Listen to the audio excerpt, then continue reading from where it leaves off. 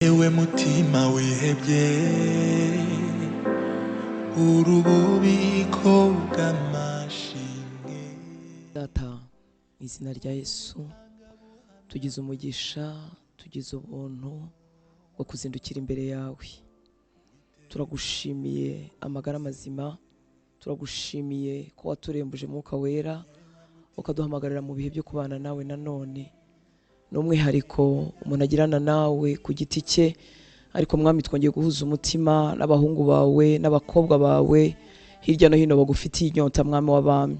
Tuje kwikubita imbere yawe, tuje kwikubita ku birenge byawe Yesu, tuje kugushaka wowe mutunzi w'imbabazi, tuje kugushaka wowe ushobora byose, tuje kugushaka wowe utagira ikikunanira, tuje kugushaka wowe udahishwa.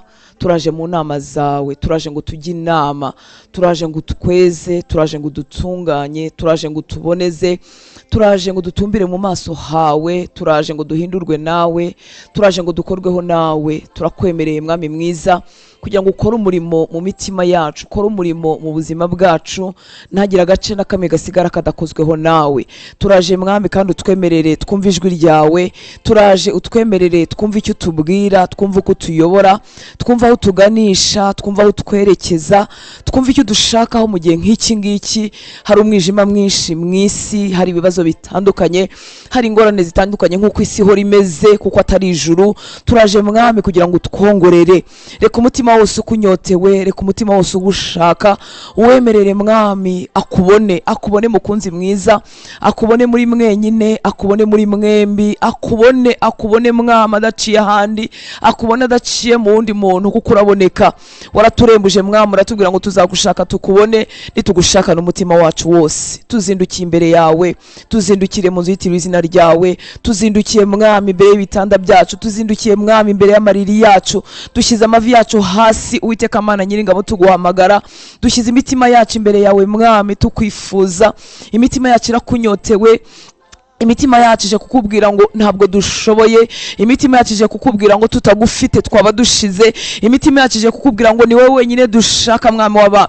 Dufite ibindi bintu byinshi n'abandi bantu benshi bashobora kudushyigikira, ariko ibyo byose ntibirama, ibyo byose bifite ubushobozi bugufiya, ibyo byose bigarukira hafi. Ariko wowe mutunzi w'imbabazi, wowe udafite itangiriro n'iherezo, wowe uhoraho, wowe umenya byose, wowe uvuga ijambo rimwe ibintu bikajya mu buryo, wowe ufite byose mu biganza byawe, niwe twazindukiye imbere yawe Mwami. Ureba imitima yose ikunyotewe, ureba imitima yose igushaka. Duhagurutse Mwami uko nguko, iyi mibiri yacu dore ikunda kunanirwa no kuryama, ariko Mwami twiyimye ibitotsi, twifuza kuzindukira ahuri. Turibatuye Mwami kugira ngo tukumve, turibatuye Mwami kugira ngo tukubone. Turazamutse mu cyumba cyo hejuru mukunzi mwiza, kugira ngo twumve neza yawe, kugira ngo tumanukane imbaraga zawe, kugira ngo duhindurwe nawe Mwami. Turagushaka mukunzi mwiza, turagushaka. Imitima yacu irakwifuza, imitima yacu irakunyotewe, imitima yacu irashaka impinduka, imitima yacu irashaka ubutabazi. Turagushaka muri buri gace katugize Mwami. Tuje dufite ibitandukanye, hari abuzuwe n'amashimwe y'ibyo wakoze, ibyo bagusabye ukabisubiza,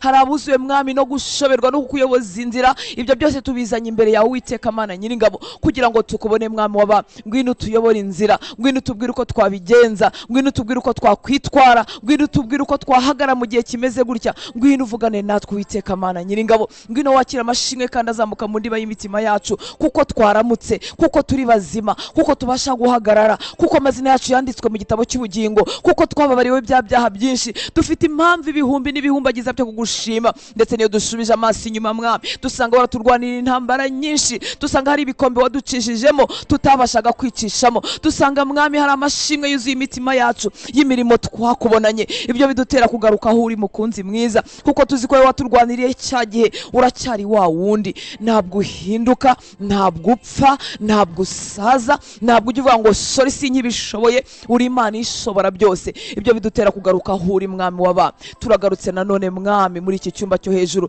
turagarutse Mwami muri iki gitondo, turagarutse Uwiteka Mana Nyiringabo, utwemerere udukoreho. Ndasuka kandi kurira kose kurimo kuzamuka mu ndiba y'imitima y'abana bawe Mwami. Hari igihe amagambo batakibasha kubitondeka, hari igihe umuntu aba atakibasha kubivugisha imvugo isanzwe isohoka mu minwa y'abantu babitondetse neza, hari igihe biba ari amarira no kuniha gusa. Ibyo byose nabyo tubizanye imbere yawe Uwiteka Mana Nyiringabo. Ijambo ryawe ryarambwiye ngo amarira yacu yashira mu icupa ari imbere yawe Uwiteka. Uwiteka Mana Nyiringabo, wumve n'umuntu utakibasha kubivuga ari mwarira gusa Uwiteka Mana Nyiringabo, maze umukirize umutima, maze usure ubuzima bwe, maze usure umuryango we, maze usure urugo rwe, uzana impinduka Uwiteka Mana Nyiringabo. Turaje Mwami w'abami kugira ngo dutabare, turaje Mwami w'abami kugira ngo twongere tubone imirimo yawe nk'uko tuyisoma muri Bibiliya. Turaje Uwiteka Mana Nyiringabo, turabizi kuri Imana ya kera na n'uyu munsi n'iteka ryose, uri Imana idahinduka, uri Imana idakangwa n'ibihe. Uko niko tuje imbere yawe Mwami, tuje dufite urusobe rw'ibivangavange biri mu mitima yacu, ariko ibyo ngibyo ufite umwihariko wo kumenya kubisobanura. Uwiteka we, urabizi kubisobanura ukabishyira ku murongo, urabizi kubikora neza Uwiteka Mana Nyiringabo. Turabikuzaniye Mwami w'abami. Hari abahungu bawe n'abakobwa bawe bibwira ngo haraho ntibazi gusenga, ariko Mwami tuje kutumbira mu maso yawe. Hari n'igihe umuntu atabasha no kuvuga, ntabashe no kurira, akaza agaceceka gusa. Ibyo nabyo ubyakire nk'isengesho, ubyakire nk'umutima ugushaka, ubyakire nk'umutima ugukumbuye, ubyakire nk'umutima ufite umwuma ukeneye amazi ava ahera hawe. Ubyakire Uwiteka Mana Nyiringabo. Tuje gusuka intege nke zacu, intege zacu Mwami zidashoboye, iz'abahungu bacu n'abakobwa bacu, izabo dusengana nabo tugendana, izabene wacu Mwami w'abami, n'izacu ubwacu tuze kuzisuka imbere yawe. Tuje kukubwira ko tudashoboye. Hari ibindi bihumbi tujya tugambirira Mwami w'abami ntitubishobore. Izo ntege nke zacu nazo turazizanye imbere yawe Uwiteka Mana Nyiringabo. Ndasenze mukunzi mwiza kugira ngo muri iyi minsi 7 nyaguhora ku ngoma uzamanukire mu mbaraga. Wegura umuntu wese wari urambaraye, wegura umuntu wese wari ubaswe n'icyaha adakunda, wegura umuntu wese ubaswe n'ingeso adakunda, wegura umuntu wese utakibasha kweguka ngo asenge, wegura umuntu wese utakibasha kuba mu ijambo ryawe, wegura umuntu wese inyota yo guterana n'abera yashizemo, wegura umuntu wese wahoza gukorera Mwami w'abami bwacya gacogora, wegura umuntu wese urimo wibaza ngo sibi bizarangira ryari, wegura umuntu wese mukunzi mwiza utagifite ryashyaka no gusiganwaga mu nzu yawe, wegura umuntu wese Mwami utagifite wa muriro ugurumana muri we. Utwegura Uwiteka Mana Nyiringabo, utwegure nyaguhora ku ngoma, udukize, ukize itorero ryawe, ukize ubwoko bwawe, ukize abahungu bawe n'abakobwa bawe. Uko niko tuje tumeze Mwami w'abami. Nasanzura umutunzi w'imbabazi, nasanzura umugizi wa neza, nasanze utadukoba, utatumwaza, utatubwira ngo subundi ngo ibyo nibiki, ngo subundi ko byakunaniye n'igihe wahereye. Nasanze utari uwo nguwo, nasanzura umutunzi w'imbabazi. Uko niko tugarutse Mwami w'abami. Muri twebwe harimo abisubiyemo nka wa mwana w'ikirara, barimo bavuga ngo noneho ngiye gusenga, noneho ngiye gushaka mu maso h'Imana. Ibyo nabyo kuko uri umutunzi w'imbabazi ubasha kubyakira Uwiteka Mana Nyiringabo. Tugarutse aho uri Mwami w'abami, tuje tumeze gutyo, tuje turi uruvange, tuje Mwami bivangavanze, tuje Mwami bisobetse bisobakasobetse. Turaje Uwiteka Mana Nyiringabo kugira ngo bivanguze amaboko yawe y'imbabazi, kugira ngo uvuge ijambo rimwe gusa Mwami, n'ibyaboze n'ibyanutse binuke. Mwami turaje kuko tudashoboye, turaje Mwami kuko urugendo ari rurerure, turaje Mwami kuko umurimo ari mugari, turaje Uwiteka Mana Nyiringabo kuko ibiduhiga ari byinshi, turaje Uwiteka Mana Nyiringabo kugira ngo dukize, turaje Mwami kugira ngo dutabare. Hari igihe uduha agahenge ku giti cyacu, ariko twazenguruka impande yacu tugasanga tugoswe n'imibabaro, tugoswe n'abantu barushye, tugoswe n'abantu badafite icyo bakora, tugoswe n'abantu badashoboye batakifuza no kubaho. Uwiteka Mana Nyiringabo, umaruke mu mbaraga zawe, twongere tubone imirimo yawe, tubone mu maso hawe. Ndakwinginze ngo usanga uwo muntu wese wigunze umumurikishirize mu maso hawe h'imbabazi. Iyo umuntu akubonyeho mu ruhanga herwe harongera hagakomera, iyo umuntu arebanye nawe mu maso ye haracya, iyo umuntu arebanye nawe umubabaro urayoyoka mu mutima, iyo umuntu arebanye nawe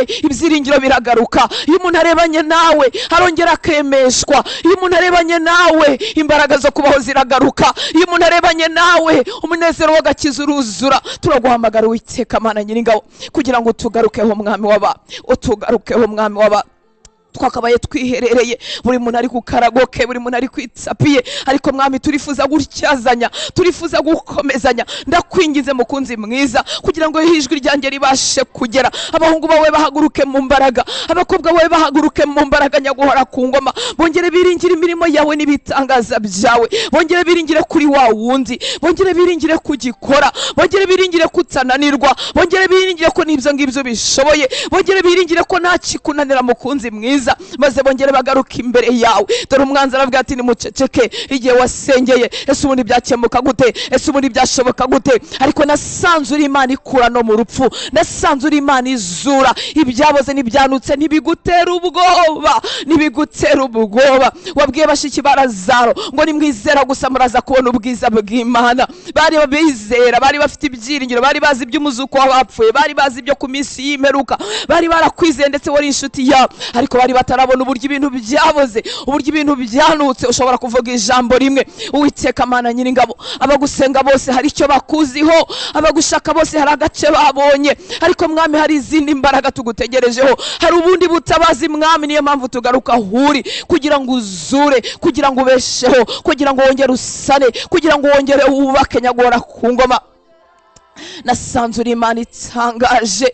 Yo Paulo yarasenze Mwami asengera Abefeso, aravuga ngo nzapfukamira Data wa twese ngo uw'imiryango yose yo mu isi yitirirwa. Nasanze witirirwa imiryango yose yo mu isi, na yindi twakiriyeho iteka, na yindi tureba tugasanga ntibyashoboka, ngo witirirwa imiryango yose yo mu isi. Ndaguhamagara Mwami w'abami mu miryango yacu, ndaguhamagara Uwiteka Mana Nyiringabo mu miryango itari mu ibyiringiro, aho ababyeyi n'abana batavugana, aho abagore n'abagabo batavugana, aho batarebana nyaguhora ku ngoma. Ndaguhamagara we witirirwa imiryango yose yo mu isi, ndaguhamagara kuko iyo miryango ni iyawe, abakubaha n'abawe, n'abatakubaha nyamara nawe uri nyirabo. Niwe washyizeho imiryango, niwe itangiriro yaryo. Ndaguhamagara Mwami w'imbabazi kugira ngo umanuke mu miryango yacu, umanuke mu mago yacu, wongere uzure. Narasomye mu ijambo ryawe sanga umukozi w'Imana Yohana bavuga ngo yaje kongera guhuza imitima y'abana na base, yaje kongera guhuza imitima y'abana n'ababyeyi,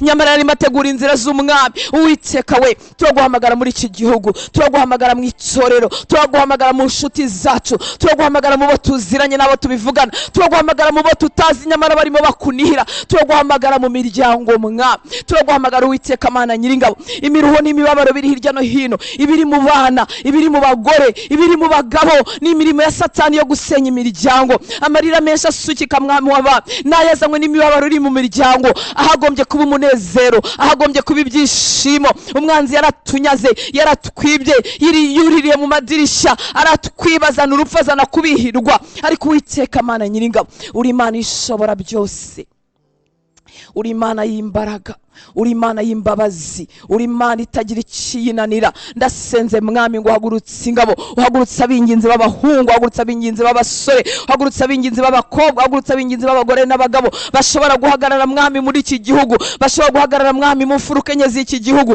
bashobora guhagarara Mwami mu miryango, kugira ngo imiryango ikire, kugira ngo urubyaro rukire, kugira ngo abagore n'abagabo bakire. Uwiteka Mana Nyiringabo, nongeye kuguhamagara kugira ngo umuntu wese urimo kugutakira ngo umukirize umuryango, wumva uko gusenga maze umanukana impinduka. Ndasengera uwari ucogoye, n'uwari unaniwe, wumvaga yata abana be, wumvaga yasiga umugabo we, wumvaga yasiga umugore we, ndetse ndasengera n'abamaze kubasiga. Wowe uri Imana ishobora byose. Twebwe tujya tubireba nk'abantu tukumva tugize ubwoba, tukabona ntibifite igaruriro, ariko imbere yawe nasanze hahora igaruriro, imbere yawe nasanze hahora imbaraga Mwami zijya zivuga rimwe ibintu bigasubira mu buryo. Ndakwinginze mukunzi mwiza kugira ngo umanukire gukiza wowe imiryango yose yo mu isi yitirirwa. Paulo ntiyagize isoni z'imiryango irimo ibibi, ariko yasanze uri Imana yitirirwa imiryango yose yo mu isi. Uko niko tuje aho uri Mwami, uko niko tuguhamagara. Turaguhamagara Mwami mu miryango y'Abanyarwanda irimo abana bahindutse abatinganyi, turaguhamagara Uwiteka Mana Nyiringabo mu miryango yacu irimo abana bahindutse abasinzi n'abanywa urumogi. Turaguhamagara Mwami mu miryango yacu irimo abagabo badahagaze mu nshingano, turaguhamagara Mwami mu miryango yacu irimo abagore Mwami batagihagaze mu nshingano, turaguhamagara mu miryango yacu irimo umwanda, irimo umunuko, irimo ibibi, irimo ibyaha bikunukira. Turaguhamagara Mwami mu miryango muri iki gihugu aho imiryango itakwimitse, aho utabereye Imana. Turaguhamagara Uwiteka Mana Nyiringabo ngo umanuke uhindura ibintu kubw'imbabazi zawe. Mwami nasomye ijambo ryawe riramwe ngo gusenga k'umukiranutsi ngo kugira umumaro mwinshi yasenganye umwete. Uwiteka Mana Nyiringabo, Mwami twizeye ko gusenga kwacu kuri buzana impinduka, kuri buzana impinduka. Uwiteka Mana Nyiringabo, turaguhamagara mu miryango y'abatuyobora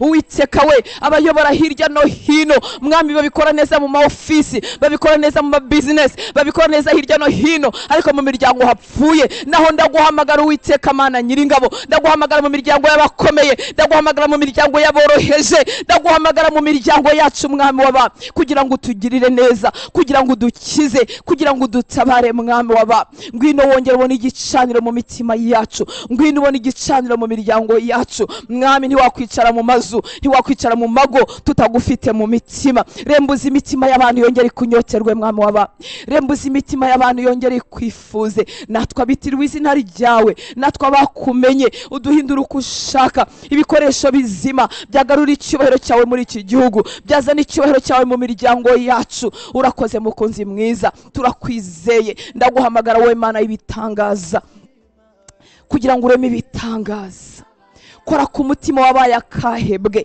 yaba ari uw'umugabo yaba ari uw'umugore yaba ari uw'umwana wongera ugarura Uwiteka Mana Nyiringabo ubwo tuvuga imiryango hari abigunze bari bonyine batagira shinge na rugero cyangwa bari muri iyo miryango ariko bumva batawe uri Imana ishobora byose uri Imana yazura uwo mutima ukawugarura mu ibyiringiro byo kubaho ukawugarura mu buzima uwo n'umwihariko wawe mwami nta muntu ubuntu wataha mu mutima wundi muntu ariko urabikora wowe urabibasha wowe bishobora mukunzi mwiza ngwino papa ngwino tubera Imana nkuko wasezeranye ngwino dukize mwami waba kuko watubwiye ngo nitugushaka n'umwete tuzakubona nikuvuganya guhora ku ngoma tuzindukiye ahuri kugira ngo dukize tuzindukiye ahuri kugira ngo dutabare tuzindukiye ahuri kugira ngo tukugishe inama twumve inama zawe twumve icyo tubwira nicyo turi bukore mwami turimo abarushye bameze nka cyagiye ba Petero bari baraye baroba nyamara bari bazi kuroba bari babimenyereye ariko bari baraye baroba ntibagira icyo bafata mwami natwe hari ibyo tuzi rwose tuzi ko twabikora neza tuzi ingamba na strategy ariko hari ibyo byose bifata ubusa harimo mwami mu ruho wabamaze imyaka basa nk'abakora ariko bitagaragaza ubwiza bwawe mwami umaze guhura na Petero uramubwira ngo narobe aroba ari kumanywa ari ibintu bitabaho mwami arakwizera avuga ngo ubwo ubivuze Uwiteka we natwe turifuza kumva ijwi ryawe turifuza kumva tubwira ngo niba ari iburyo nimugana niba ari ibumoso nimugana tugarutse tuje kubwira ngo ni wowe twizeye ni wowe byiringiro byacu ni wowe imbaraga zacu ni wowe bushobozi bwacu mwami waba ngwino tukubone mwami waba ngwino tukubone iwacu ngwino tukubone mu bacu ngwino tukubone mu byacu ngwino tukubone mu buzima bwacu bwite ngwino tukubone mukunzi mwiza mitima yacu iragushaka mitima yacu irakunyotewe nasanze uri Imana y'imbabazi zitangaje nasanze uri Imana y'ubuntu butangaje nasanze utajya amatwi igihe umuntu agutakira nasanze utajya amatwi nasanze utajya ukura amaso yawe ku bakiranutsi nasanze utajya ukura amatwi yawe ku byo basaba uko niko tuje imbere yawe mwami kuko tuzi ko wumva ndetse ijambo ryawe ryarambwiye ngo se waremye ugutwi ntuzumva ndasenze kugira ngo wongere wumvishe abahungu bawe n'abakobwa bawe bavuga ngo Imana iranzi ese iranyumva ese irandeba ubibutse kubera hose icyarimwe ubibutse ko waremye amatwi ubasha kumva ubibutse ko amaso yawe atajya abavaho ubibutse kubafasha mu kiganza cyabo kandi ko nta muntu wabavunuramo ubibutse Uwiteka Mana Nyiringabo nasanze iyo wivuze rimwe gusa ibintu bijya mu buryo nasanze iyo duhaye ijambo mwami dushobora kurigenderaho imyaka nasanze uvuganye n'imitima yacu bwite ayiwe byisi nibyongera kutubasha ukundi ibicogoza abantu nibyongera kutubasha ukundi turasenze ngo uvugane natwe mwami muri iyi minsi usanga umuhungu wawe n'umukobwa wawe aho barimo bagushakira hirya no hino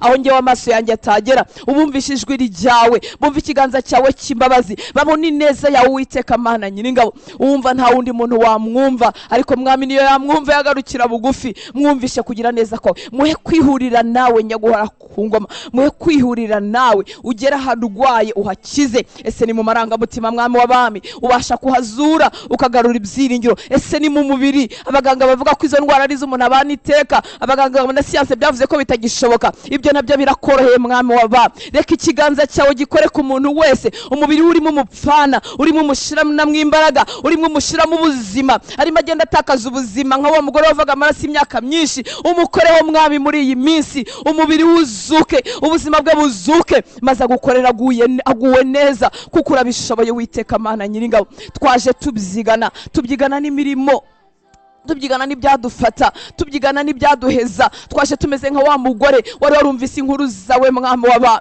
yari yarumvise inkuru zawe ngo ibyo yari yatanze ibyatunze byose kugira ngo yivuze mwami ntibyashira. Yumva amakuru kukiza. Impamvu tuza gusenga, impamvu tuza imbere yawe mwami, nuko dufite amakuru y'ukukiza, nuko dufite amakuru y'ukuri Imana ishobora byose. Uko nitwo twagize ibyo dushyira ku ruhande, tuza tubyigana nabyo bidusubiza inyuma, bitubwira ngo ese ari niko ngombwa. Ariko mwami turifuza kugukora, turifuza kukwibonera mwami w'abami, turifuza kukwibonera intebe yawe ikanyeganyega mu bwami bwawe. Ukavuga ngo hari abantu barimo banshaka, ukavuga ngo hari abantu barimo bampamagara, ukavuga ngo hari abantu barimo banyambaza, ukavuga ngo ngiye gukora ikintu gishya, ngiye gukora ikintu gishya kigiye kwaduka. Tuzakirebesha amaso Uwiteka Mana Nyiringabo, ihererane n'abakobwa bawe n'abahungu bawe barimo bagushaka. Ukora ikintu gishya mu buzima bwawe.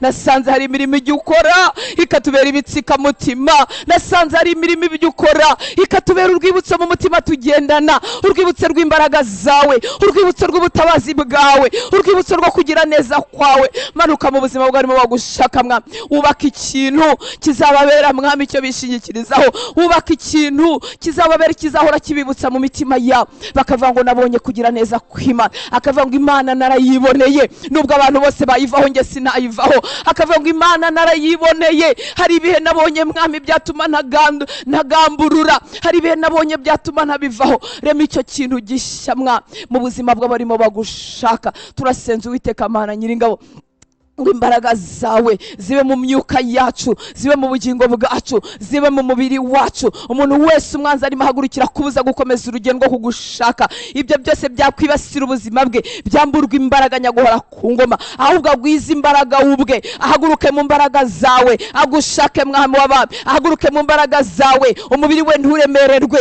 agushake mwami w'abami, ahaguruke mu mbaraga zawe, umwuka we nturemererwe, umwanzi ntawuremereze ngo abuze uko asabana nawe. Haguruke mu mbaraga zawe, mu marangamutima ntiharemererwe, mu bugingo bwe ntiharemererwe. Reka imibabaro y'isi ntimubashe ngo imubuze kuzamura ijwi, ngo imubuze kuvugira imbere yawe nyaguhora ku ngoma. Reka uburemere bwose bushobora kwibasira umwana wawe akananirwa kubana nawe, reka bukurwe ku buzima bw'uyu mwanya mu izina rya Yesu Kristo w'i Nazareti. Reka itegeko ribi rituruka mu isi y'umwijima ryaba ribandara hejuru y'ubuzima bwe, kugira ngo atazamura ijwi, kugira ngo adataka, kugira ngo atavugira imbere yawe, kugira ngo adahabwa ubutabazi bwe. Reka iryo tegeko ribi ryamburwa imbaraga, reka iryo jambo ribi uyu mwanya ryamburwa imbaraga ku buzima bwe mu izina rya Yesu Kristo w'i Nazareti. Azabibasha kuko dushobozwa byose nawe Kristo duha imbaraga. Azabibasha kuko atari kubw'imbaraga n'ababoko, ahubwo ari kubw'umwuka wawe. Naratsangaye, mwuka wera uratunihira iminiho itavugwa. Ni ku ijambo ryawe ryatubwiye ngo ni wowe utunihira iminiho itavugwa,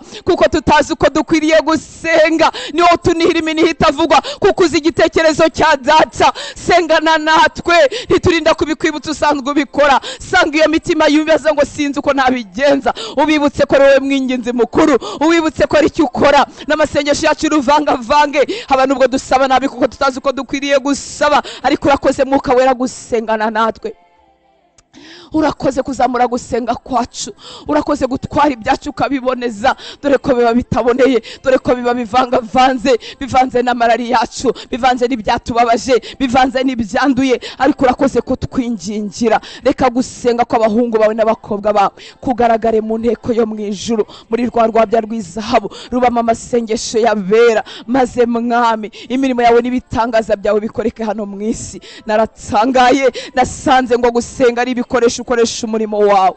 Urakoze mwami w'abami, urakoze mwami ko twagize uwo mugisha wo kuba pati y'imirimo yawe mu isi, twagize uwo mugisha wo kugira uruhare rw'imirimo yawe hano mu isi, gusenga kwacu gukoresha umurimo wawe hano mu isi. Urakoze Uwiteka Mana Nyiringabo, tuguhaye iki cyumweru cyose kugira ngo uzakibanemo natwe. Tuguhaye iki cyumweru cyose kugira ngo uzatuyobore. Turasenze kandi mwami ngo ribitangiriro ryo kugwiza imbaraga. Umuntu wese waba waratakaje imbaraga zo gusenga, reka iyi minsi mubera iminsi yo kubaduka, atacyongera gucogora ukundi. Kuko mwami ntabwo uri Imana yo mu minsi 7, nta nubwo uri Imana yo muri 21 jours, nta nubwo uri Imana yo muri 40 jours. Uri Imana y'iteka, uri Imana y'ibihe byose. Icyo ushaka nuko twahora twihereranye nawe, icyo ushaka nuko twahora dusabana nawe nk'abana na se. ibyo nibyo ushaka mwami w'abantu. Uhora ukumbuye kumva tugusanga, uhora ukumbuye kumva tugana ahuri. Turasenze mwami w'abantu ngo igicaniro cy'amasengesho cyari cyarazimye mu buzima bwe mwami, aya masengesho abe kongera gucanwa, kongera gutyazwa, imbarutso y'ububyutse, imbarutso yo kukanguka, imbarutso y'ikanguro, imbarutso mwami w'abami yo kongera kugaruka ahuri. Ndasenze ngo wari ufite igicaniro cy'amasengesho mu buzima bwe cyongere cyake kandi cyane, cyongere kigurumane, yongera gwiza inyota nyaguhora ku ngoma. Twongere tugwiza inyota, twongere twumva ibyo uvuga, utuzamukane mu bundi bwiru bwo mu mwuka, utuzamukane Uwiteka Mana Nyiringabo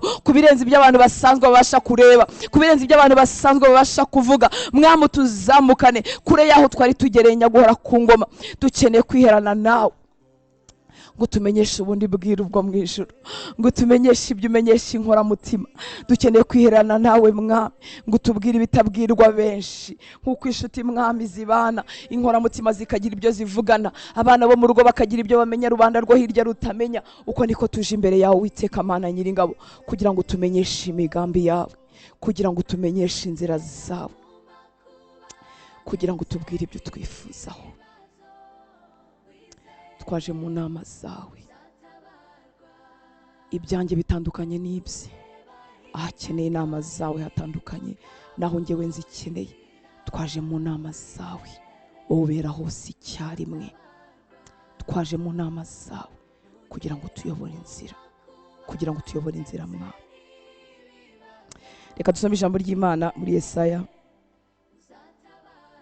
Ni ahantu Imana yagaye abahanuzi bahanuraga batatumwe nayo. Icyo Imana yabagayaga mu by'ukuri nuko bataje mu nama z'Uwiteka.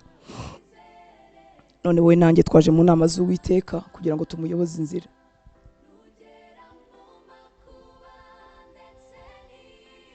Ni Yeremiya nako 23 22 kugeza kuri 24. Ngo ariko iyo baba barahagaze mu nama zanjye, aba n'abahanuzi, ariko iyo baba barahagaze mu nama zanjye baba barumvishije ubwoko bwanjye amagambo yanjye, bakabayobora ngo bave mu nzira yabo mbi no mu migenzereze yabo mibi. Uwiteka arabaza ati, mbese mwibwira ko ndi Imana yo hafi gusa, ntari Imana ya hose na kure? Hari uwabasha kunyihisha ahiherere simubone? Niko Uwiteka abaza. Sinjye ukwiriye ijuru n'isi? Hanyuma muri Yesaya 1:18 wakatubwira ngo nimuze tujye inama, niko Uwiteka avuga. Naho ibyaha byanyu byatukura nk'umuhemba birahinduka umweru bise na sheregi, naho byatukura tukutuku birahinduka nk'ubwoya bw'intama bwera. Ariko ndifuza agace kavuga ngo nimuze tujye inama. Na hariya muri Yeremiya havugaga ngo ariko iyo baba barahagaze mu nama zanjye, baba barumvishije ubwoko bwanjye amagambo yanjye.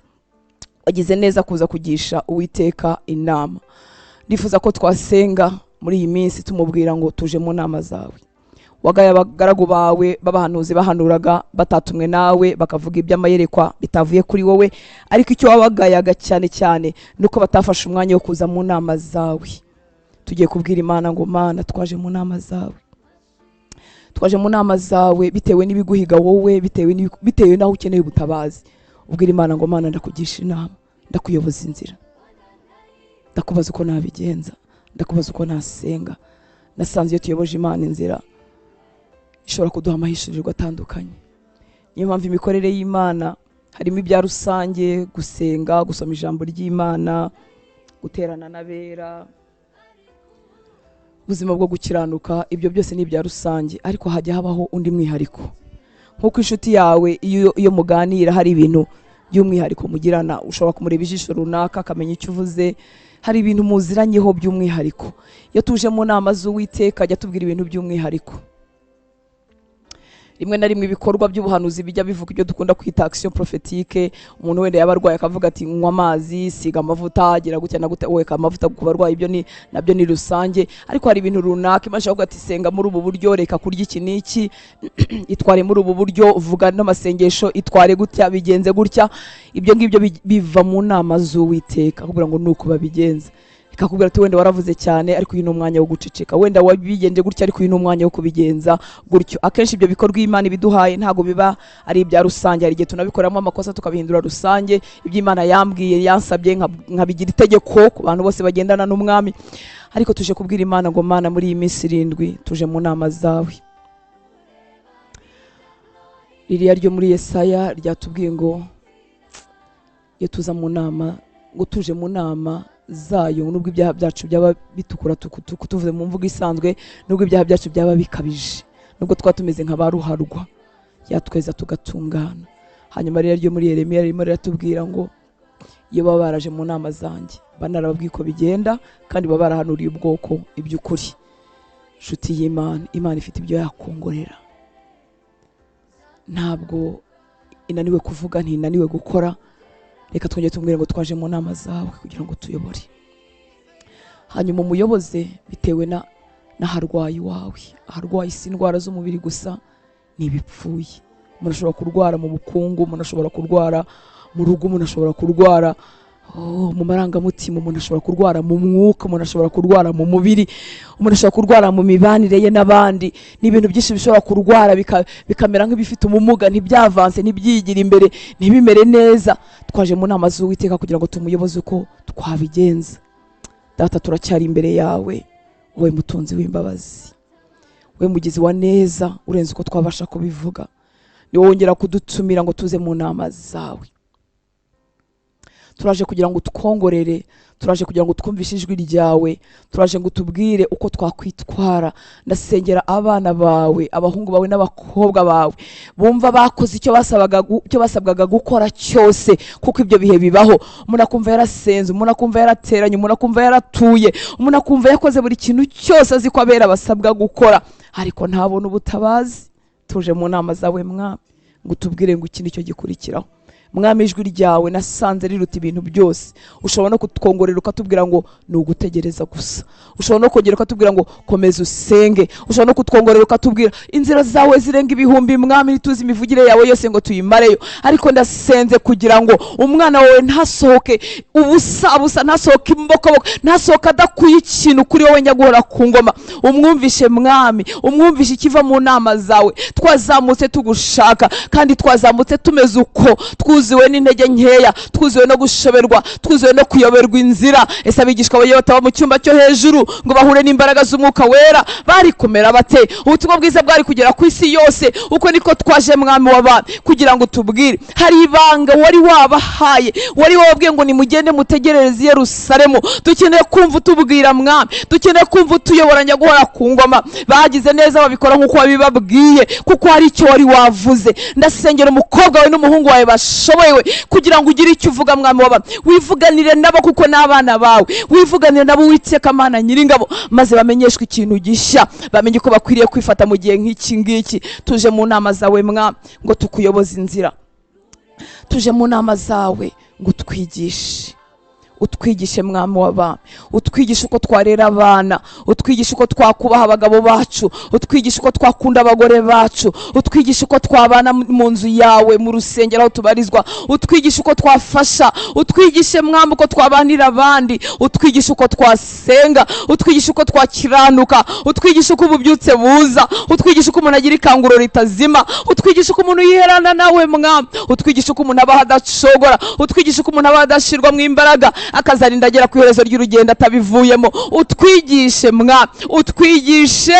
Iyi si ifite ibintu byinshi yigisha, yewe tujye tureba no ku bantu bandi babikora neza tukagerageza kubigana, ariko buri muntu wamuremye ari umwihariko mu maso yawe. Turaje Mwami, ndagushimira kutatwitiranya mu mazina.